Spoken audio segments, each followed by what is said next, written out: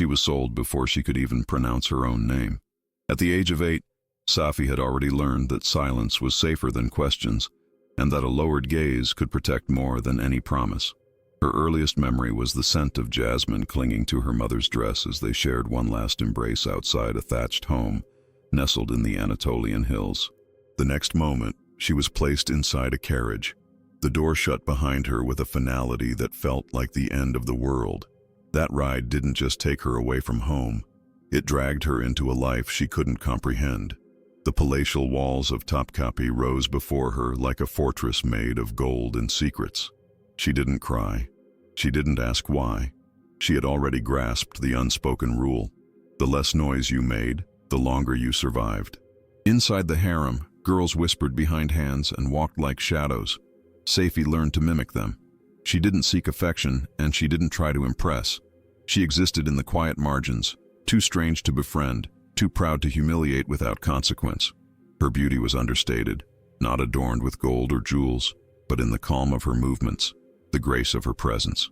It made some uneasy, especially Anife, the Sultan's favorite.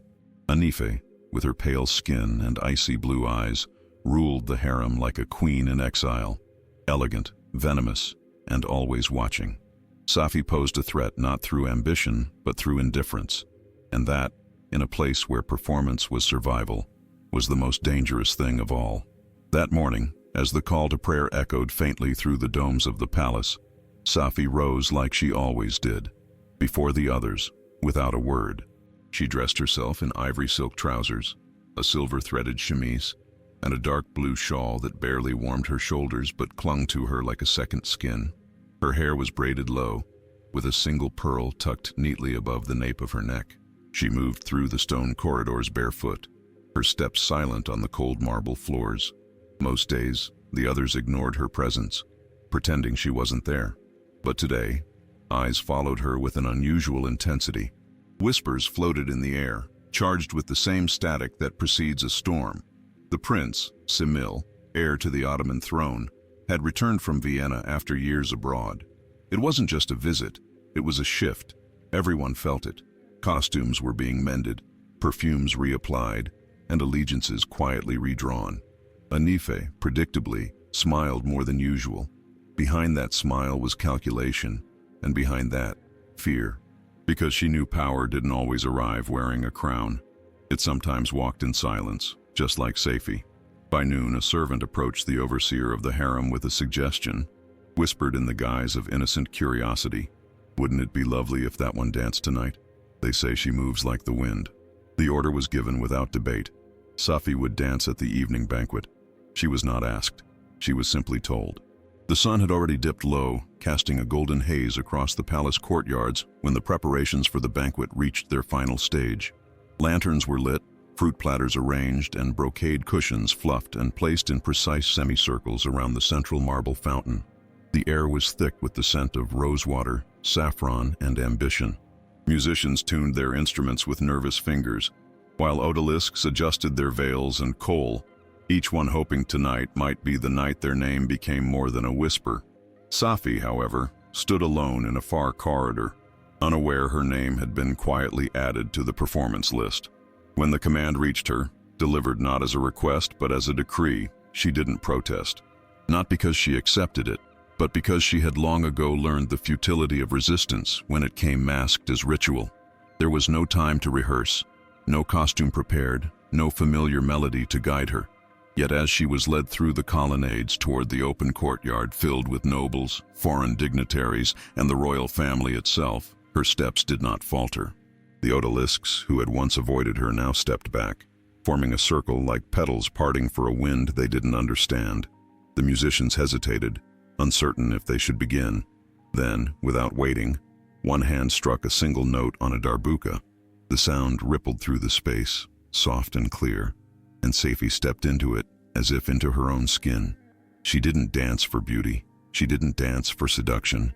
She danced the way a tree bends in the wind, not for show, but for survival. Her arms moved slowly, deliberately, like branches tracing forgotten stories in the sky. Each step was measured, not as choreography, but as memory. She didn't smile. She didn't look away. Her gaze, steady and calm, swept across the crowd like a wave neither threatening nor submissive. She was not there to please them. She was there because they put her there, and she would not shatter. On a balcony concealed behind gilded latticework, the Sultan watched without expression. Beside him, a vizier leaned in and whispered something about his son's softened heart. The Sultan merely said, "That woman has the eyes of someone who's already lost everything." Then he stood and left. But someone else did not leave. Prince Semil, seated between generals and emissaries, stared as if he had never seen a human move before. Something about her stillness within the motion, the sorrow beneath her poise, made the noise of the court fade into nothing. He didn't know her name, but in that moment, something inside him, something long buried under duty and doctrine, was shaken. When the dance ended, no applause followed. Not out of rudeness, but because no one quite knew what they had just witnessed. The silence that settled over the courtyard wasn't empty. It was full, thick with questions, unspoken awe, and a strange sense of discomfort that beauty and pain had been wrapped together and offered without explanation. Saifi lowered her head, gave a respectful nod, and turned away without a smile. Her feet carried her quietly through the marble floor until she vanished into the shadows behind the velvet curtains. But she didn't disappear, not really. The echo of her presence lingered, like the scent of jasmine after nightfall. Conversations resumed, cautiously at first. People drank, laughed, returned to their roles. But something in the atmosphere had shifted. Even Anife, poised like a queen on her throne of cushions, could feel it. Her fingernails dug slightly into the silk fabric of her robe as she watched Semil, whose gaze hadn't once left the place where Saifi had stood. For the first time in years, Anife felt her power tilt. It wasn't fear. It was something far worse: irrelevance. Later that night, long after the banquet ended and the stars claimed the sky above Topkapi, Semil found himself alone in the royal gardens. He had excused himself from his father's study and the endless talk of diplomacy, war, and treaties. He needed space, not just physically, but emotionally. The dance had unsettled him, not because of its beauty, but because it had shown him something he hadn't expected: authenticity. Not once during all his years abroad had he seen a woman refuse to perform for attention and still command it so completely. He walked among the almond trees and stone fountains, but his thoughts were with her, the woman who didn't ask to be noticed but left everyone unable to look away. He didn't know what moved him more, her silence or the way she seemed untouched by expectation. And so, when he returned to his quarters, he summoned one of his personal attendants and spoke with uncharacteristic clarity. "I want to know who she is." The attendant blinked. "The dancer?" Semil nodded. "The last one tonight." A few hours later, a discreet message made its way through the servants' corridors, down the winding passages of the harem, and finally to Safi's quarters. She was sitting by a window, watching the moon hang low over the city, when the servant whispered the words, "The prince has asked to see you." Saifi didn't ask why. She didn't panic, nor did she show surprise. She merely adjusted her shawl and rose, her bare feet silent against the cool floor. Encounters with royalty didn't happen by accident, not in a place like Topkapi. They were either carefully orchestrated or dangerously spontaneous. And this one, she sensed, was the latter. She was led not to a formal receiving chamber, but to the inner gardens, an area forbidden to all but the royal family. The servant guiding her didn't speak, and Saifi didn't press. She moved like a shadow, gliding through passageways few dared enter. When they arrived at the fountain, a marble structure carved with birds mid-flight, she saw him, Prince Semil, not in regal attire, but in a simple robe. No guards, no protocol, just him. She stopped at a respectful distance. He looked at her, not like a man assessing worth, but like someone trying to place a memory that had never quite formed. Then, after a long pause, he spoke, his voice low and hesitant. "What is your name?" She answered without bowing, without trembling. "Safi." It was not defiance. It was not arrogance. It was just truth, and that, in this palace, was rare. He wasn't used to women looking him in the eye without invitation. He wasn't used to women who didn't try to charm him or impress him or flatter his titles. Saifi did none of those things. She simply stood there, composed, steady, like a tree that had learned how to withstand every storm thrown at it. "Do you dance with sorrow?" he asked, not really expecting a reply. But she replied anyway. "I don't dance to please," she said calmly. "I only learned how to move without breaking." Her words landed with quiet force. They weren't poetic. They weren't meant to enchant. They were just real. And Semil felt, for the first time in a long time, that he was speaking to someone who didn't see him as a prince, but simply as a man. He took a step closer, uncertain of what to do with the space between them. "Do you know why I asked to meet you?" he asked, more to himself than to her. She tilted her head slightly. "Because I don't belong here. Because I don't smile the way the others do. Because I have nothing to offer you." The honesty stunned him. She wasn't angry. She wasn't pleading. She was simply stating a fact. And that unfiltered clarity unsettled him in a way that politics and power never had. There was no script for moments like that. No lines memorized from courtly lessons. No gestures handed down through generations of royal grooming. Semil stood there, face unreadable, heart louder than he liked to admit. In Safi's presence, he wasn't the heir to an empire or the embodiment of Ottoman discipline. He was just a man caught between tradition and truth. "Does it offend you?" he asked quietly. "That I noticed you?" Safi didn't flinch. "It doesn't offend me, but it doesn't flatter me either," she said. "If I caught your attention, it wasn't because of what I said.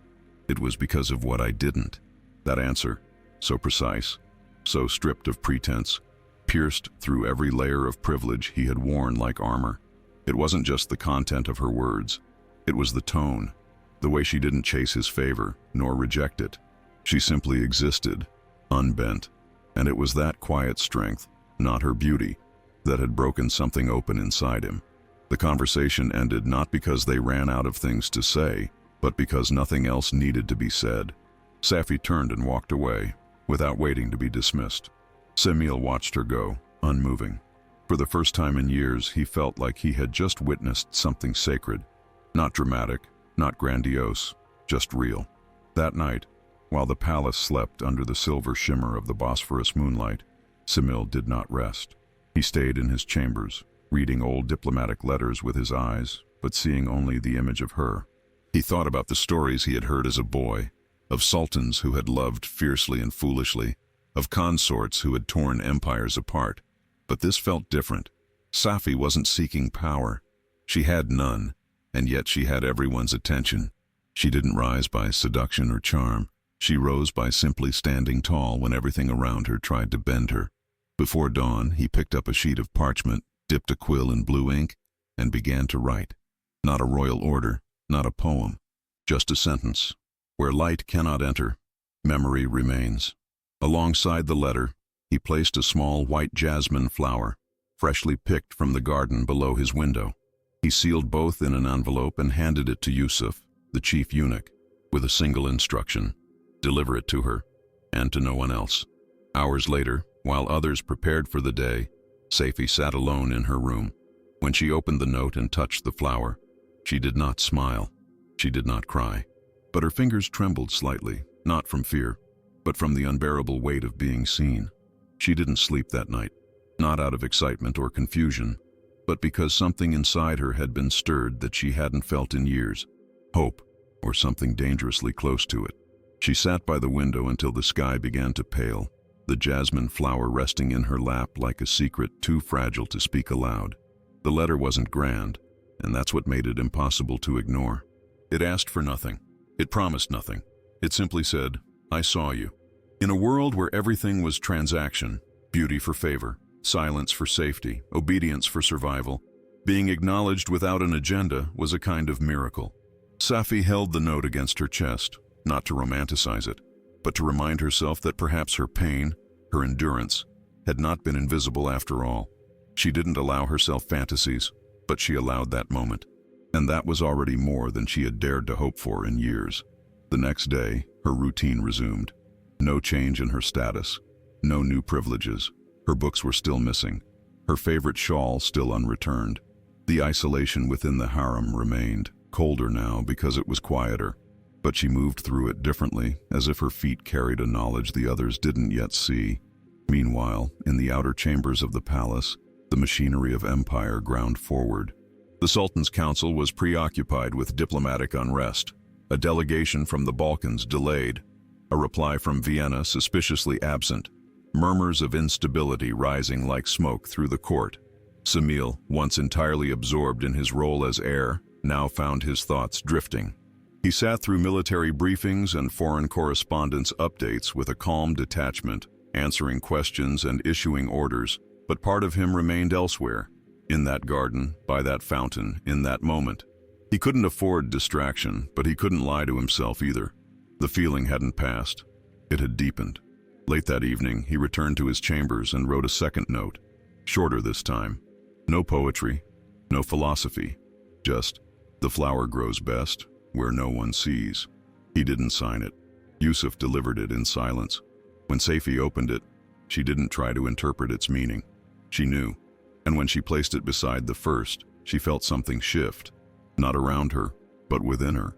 It wasn't love, it wasn't yet destiny, but it was the undeniable beginning of something neither she nor the Empire would be able to ignore for much longer. 3 days had passed since the prince's quiet declaration, and the weight of it had already begun to press against the walls of the palace like an invisible storm. In the harem, nothing had been said officially, but Safi's name was now spoken in hushed tones, if at all. The older women kept their distance, unsure whether proximity to her would bring favor or ruin. The younger ones watched her like someone standing too close to the edge of a cliff, curious, wary, silently hoping she might fall or fly. She hadn't seen Semil again. No letters, no tokens, no calls. But the silence wasn't absence. It was preparation. She felt it, like the hush before a drumbeat. And then, without warning, everything changed.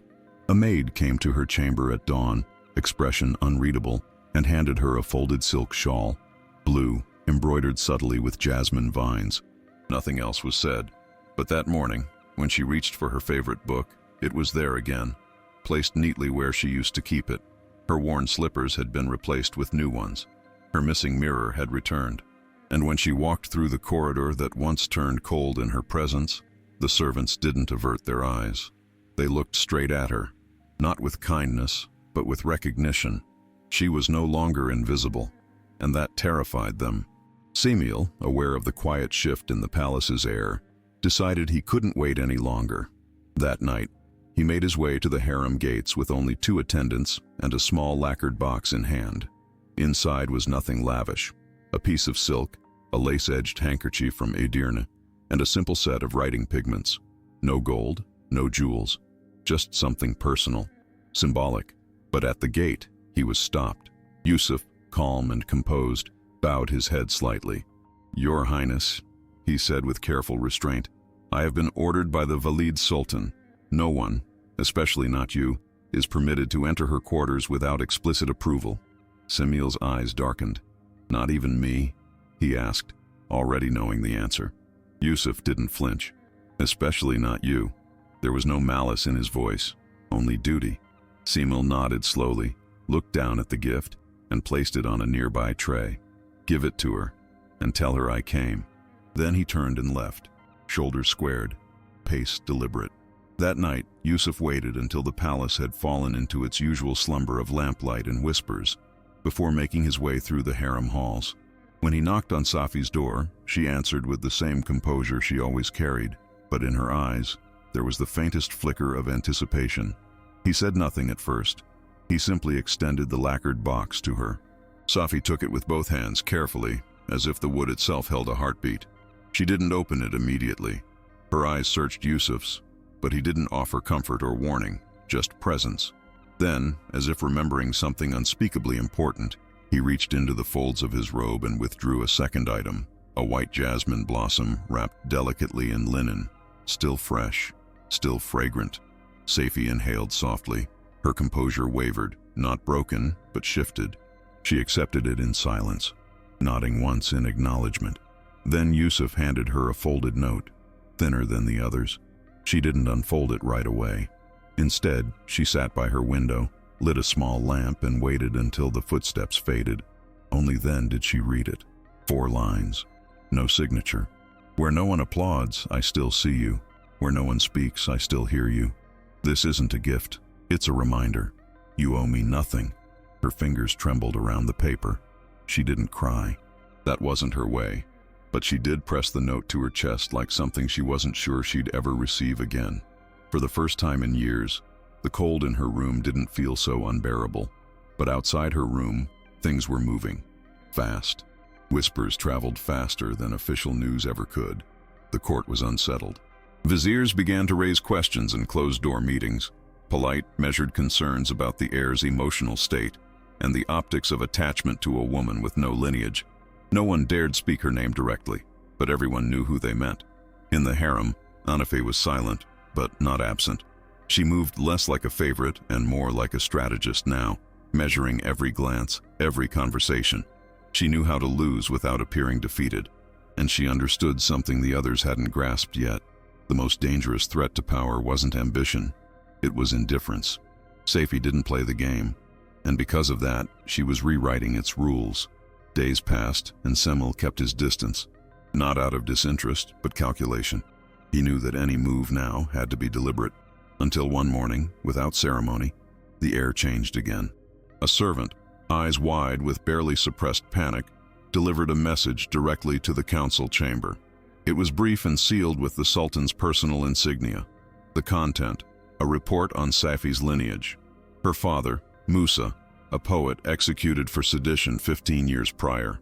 Her blood, in the eyes of the court, was a stain. And just like that, what had been a private fascination became a political liability. The reaction came swiftly, like a blade unsheathed in the dark. The council didn't meet formally. These things never began with official votes. Instead, quiet conversations bloomed in hallways and over tea, between men who wore silk robes and spoke in riddles. Words like risk and impression and ancestry floated in the air, disguising the truth. They were afraid, not of Saifi herself, but of what she represented. A break in the pattern. A woman with no noble blood, no alliances, no permission to matter. And yet, she did. Anife, sensing the tides, made her move in silence. She approached the Sultana mother, Nurbanu, with the ease of someone who had done it many times before. With your permission, my lady, I believe I can clarify a few things about this girl. Nurbanu, wrapped in violet brocade and silence colder than marble, simply nodded. That was all it took. Anife didn't speak to Saifi directly. She didn't need to. Her weapons were subtle. The first blow was administrative. Saifi's favorite clothes vanished again. The second was logistical. Her access to certain corridors was revoked. Then came the emotional. No greetings, no eye contact, not even from the servants who once quietly respected her presence. But the most painful cut was the one she never saw. Her oud, the old instrument she had tuned with aching fingers over the years, was taken. No one mentioned it. It simply disappeared. Yet, Saifi endured. She noticed everything but said nothing. She didn't ask for the return of her things. She didn't complain when her meals came cold or late.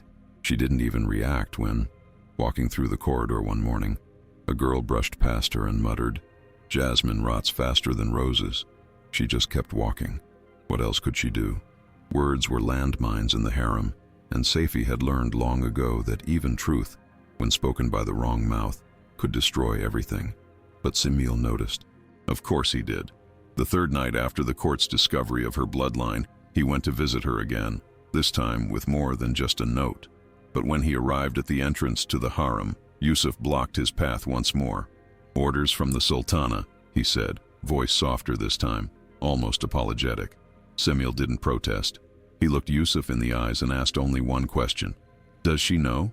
Yusuf hesitated, then answered honestly, "No, not yet." And so, again, Semil left without ceremony, but he didn't leave empty-handed. That night, he wrote not one letter, but 3.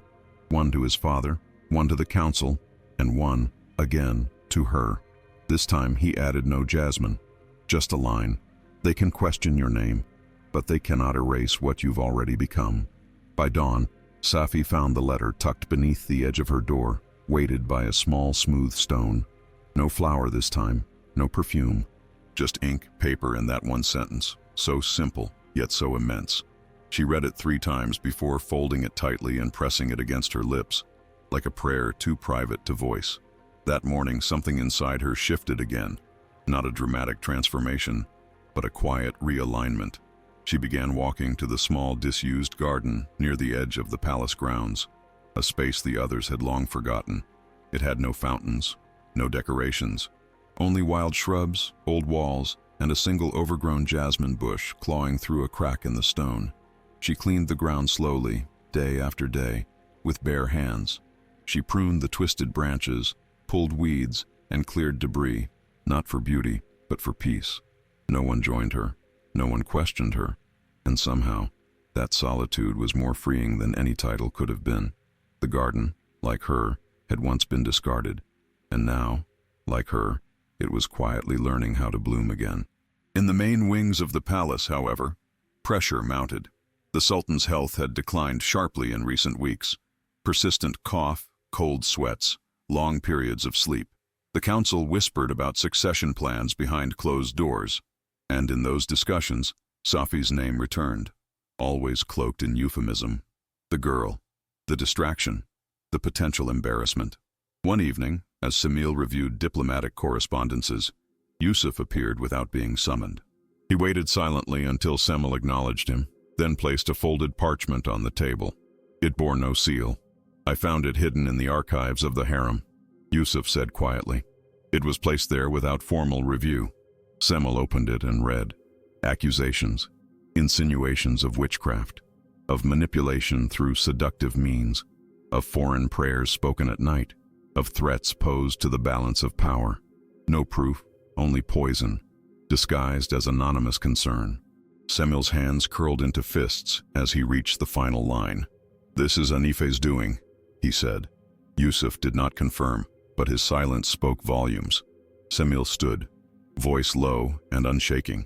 "Then it will be through my voice that this lie dies." He didn't wait for permission. The next morning, without ceremony, without warning, he entered the courtyard of the harem unannounced, shattering centuries of protocol with each step. The courtyard fell into immediate stillness. Conversations halted mid-sentence. Fans paused mid-air. No man, let alone the heir to the throne, ever entered that space without announcement. It was a breach so profound that even the lamps seemed to dim in disbelief. Semil walked through the open archway, his dark robe sweeping behind him, the accusation letter clutched in one hand. Women scrambled to the edges of the courtyard like petals withdrawing from a storm, uncertain whether to bow or vanish. Anife sat near the center, flanked by her usual entourage. She looked up as he approached, her eyes unreadable, calm but guarded. "This is your work," Semil said, holding the parchment aloft. His voice didn't rise, but the weight behind it made the marble beneath their feet feel less stable. "Your signature isn't on it, but your style is." Anife's face remained composed. "I don't know what you mean, Highness," she said evenly. "I haven't accused anyone." Semil smiled, but it wasn't kind. "You haven't accused. You've whispered. You've insinuated. And now I'll speak plainly, because enough is enough." He opened the letter and began to read. Each word, each fabricated claim, aloud and clear for all to hear. Gasps rippled through the crowd. No one had expected this. Not here. Not like this. When he finished, he didn't shout. He simply let the silence sink in like a weight. "There is a crime greater than lying," he said, tearing the letter slowly, deliberately into pieces. "It's lying with grace. And I may have once respected you, Anife, but that respect was buried today, under your own words." He dropped the shredded parchment to the floor. No one applauded. That wasn't how things worked in the harem. But the sound of his words, and the audacity of his presence, reverberated in every stone column and silk curtain. Anif didn't move. She didn't argue. She didn't cry. She knew there was nothing to be gained from fighting this battle publicly. Her silence was not strength. It was surrender. Hours later, she was quietly relocated to a remote residence within palace grounds. There was no official punishment, just a relocation. But in a place like Topkapi, sometimes silence was the loudest sentence of all. And as for Safi, she didn't even know it had happened. Until Yusuf came to her chamber that evening with a simple message: "The garden remains yours, and so do your roots." That night, Safi returned to the jasmine garden. She didn't wear silk or pearls, only a simple robe and a shawl over her shoulders. The stars hung low over Istanbul, and the scent of the blooming flowers was stronger than usual, almost intoxicating. She sat by the oldest bush, the one that had first shown signs of life again after years of neglect, and pressed her forehead to her knees. She didn't cry. That had never been her way, but her breaths came fast and shallow, like a heart that had been running too long and had only just realized it could stop. She hadn't asked for this. She hadn't sought revenge. And yet, something had shifted. The whispers in the corridors had softened. The cruel looks had faded. No one dared speak to her with mockery anymore. And while she knew this wasn't safety, not really, not yet, it was something close to it. The venom had passed, but poison leaves memory. Roots, once wounded, don't forget. Still in that moment, surrounded by night-blooming jasmine and the quiet approval of the stars, she allowed herself to exhale, not because she had won, but because for the first time in years, she wasn't entirely alone. Days later, the palace held its breath for a different reason. The Sultan, whose health had faltered for months, had taken a sudden turn. The palace physicians moved like ghosts, always present, never hopeful. The Valid Sultan, Nurbanu, confined herself to her quarters, receiving no visitors and giving no orders. And Semil, no longer just the heir, but the man the empire would soon look to, felt the pressure closing in. He didn't fear the crown. He feared what the crown might cost. He requested a private audience with his father, knowing it might be their last. But he didn't go alone. He asked Saifi to accompany him. It wasn't about romance. It wasn't about defiance. It was about truth. He wanted his father to see her, not as rumor, not as a problem, not as a silhouette dancing in the courtyard, but as the woman who had refused to break. That morning, Safi walked beside him through the narrow halls leading to the Sultan's chambers. She wore no jewels. Her robe was ivory, her hair tied back in quiet reverence. Yusuf guided them, his eyes downcast but his presence unwavering. When they entered the room, the Sultan lay reclined, pale and thin, yet fully awake. He looked at his son, then at her. The room fell into a silence so deep it felt like the breath between chapters. Semil stepped forward first, kneeling by his father's bedside with the kind of reverence that had been instilled in him since childhood. But his voice, when he spoke, wasn't the voice of a prince begging permission. It was the voice of a man laying bare his truth. "Father," he said softly, "I come to you not as heir, but as your son." The Sultan's gaze remained steady, unreadable. "You know what I desire, but I am not here to plead. I am here to show you that my choice is not born of rebellion, but of clarity." Then, gently, he reached back and took Saifi's hand, guiding her forward. She didn't bow or speak. She simply lowered her eyes, not in submission, but in respect. Semil continued, "She has endured what would have broken others. She never asked for place or privilege. She stood in silence when shamed, and never once tried to defend herself with flattery or fear. If I choose her, it is not because she demands a crown. It is because she reminds me that duty and heart do not have to be enemies." The Sultan turned to Safi fully then, and in that gaze, honed by decades of war, betrayal, and rule, there was no warmth, but there was attention. He didn't look at her as a distraction or a scandal. He looked at her as a possibility. The silence stretched. Then finally, in a voice weakened by illness but sharpened by conviction, the Sultan spoke. "The court murmurs of her blood. The council fears her name. And I—" He paused, taking a breath that rattled like dry leaves. "I know what it costs to go against tradition. The throne does not forgive easily, nor does it forget." His eyes narrowed. "If you make this choice, Semil, understand. Some will never forgive you, and many will never forgive her." Semil did not flinch. "Then let them remember our defiance alongside their rules." The Sultan turned to Safi again, slower this time. "And you?" he asked. "Are you willing to walk without the honor of those who refuse to know you?" Safi lifted her chin slightly. "I am willing to walk without pretending to be someone I'm not, and I can endure their stares if I know that I am not hiding." Her words were not elegant, but they were true, and in that moment the Sultan nodded once. Not an approval, not a blessing, but a passing of weight. "Then so be it," he murmured. "But do not expect their applause. They will deny you, until one day they can't." That day, without drums or announcements, the tide began to turn. For her, for Semil, and for an empire that had never seen a woman like Safi take root and refuse to be pulled. The news spread like fire caught in silk. Quiet at first, then uncontrollable. No proclamations were made, no celebrations erupted. But within hours, every hallway, courtyard, and chamber of Topkapi whispered the same thing. The prince had chosen her. Not a noblewoman, not a foreign alliance. Her, Safi. The name once spoken only in derision was now said with a mix of disbelief, awe, and, for some, barely hidden contempt. The older court officials fumed behind closed doors. The viziers tiptoed between diplomacy and offense. And the women of the harem? They said nothing, but their stares lingered longer, their silences heavier. Yet Samil did not falter. He refused to shroud his choice in secrecy. Instead, he ordered the preparation of a ceremony, not grand but public. No gold fountains, no procession of silks, just a quiet gathering in the courtyard of cherry trees, open to the court, the harem, the staff, and even emissaries who happened to be passing through the empire. He wanted them all to see what he had seen. That dignity did not need jewels to shine. On the day of the ceremony, Safi wore white, not ivory, not embroidered, not jeweled, just a dress of pearl white cotton, light enough to dance in, heavy enough to command attention.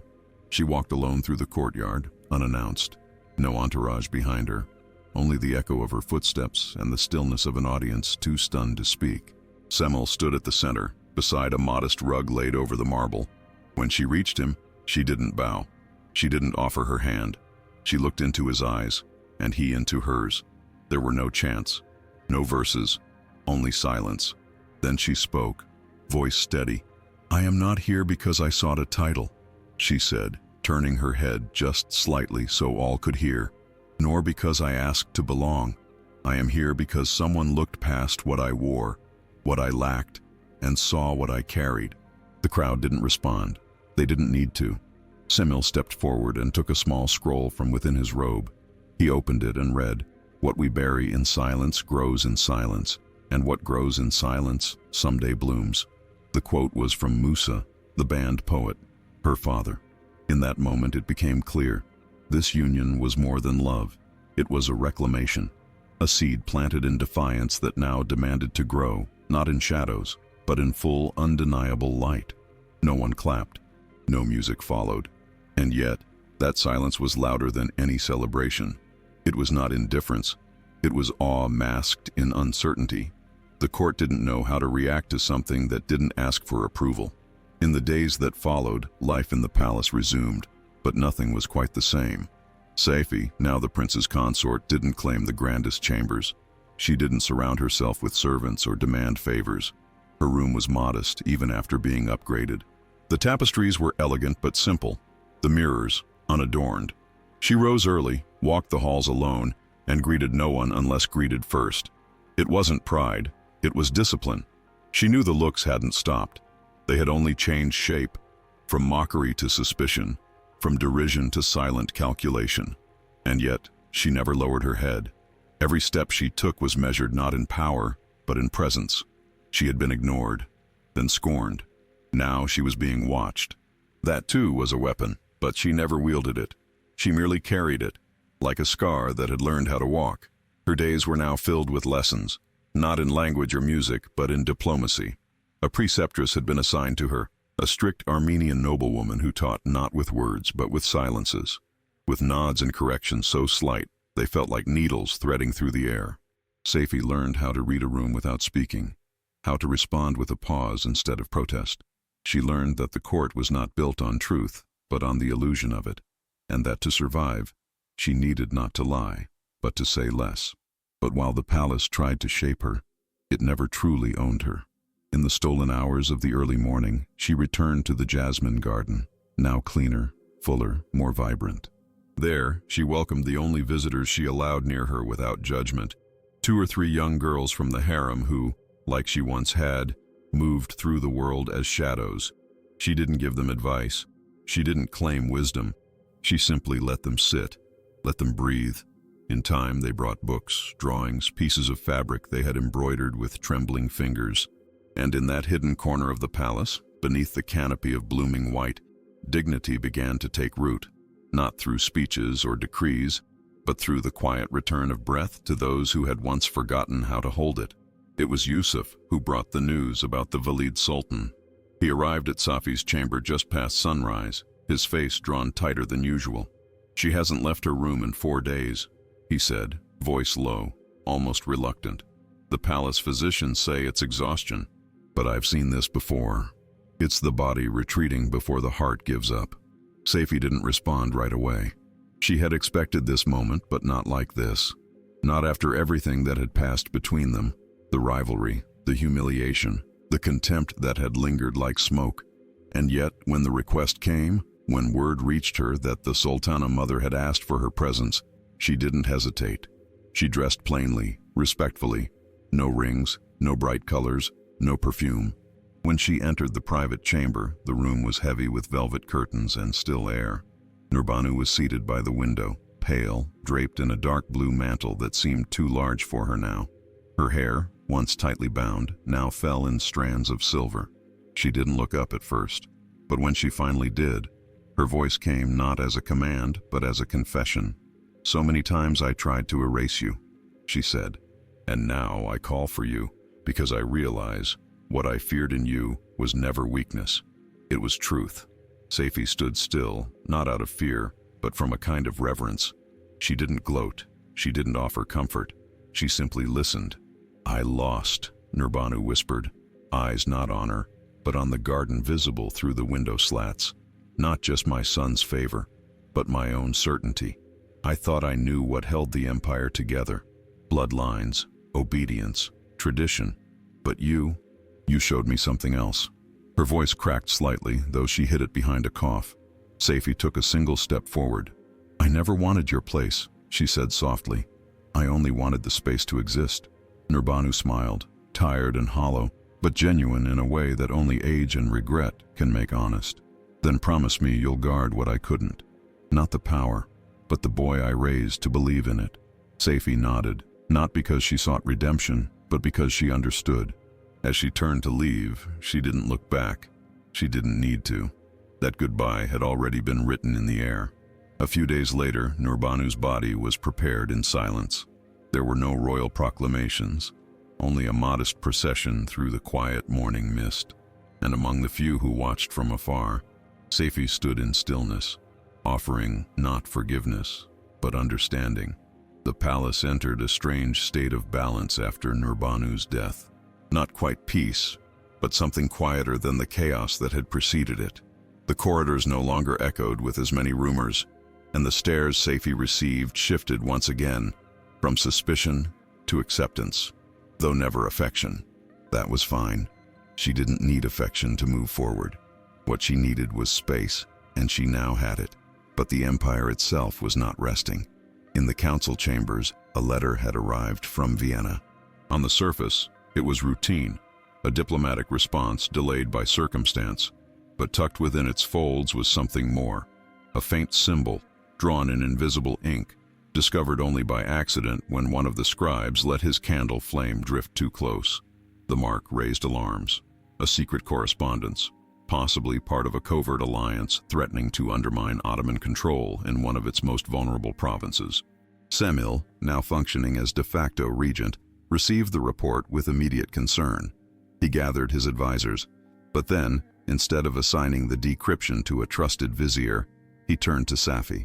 They said nothing in the council chamber when he handed her the parchment. No one objected aloud, but the shift in air was unmistakable.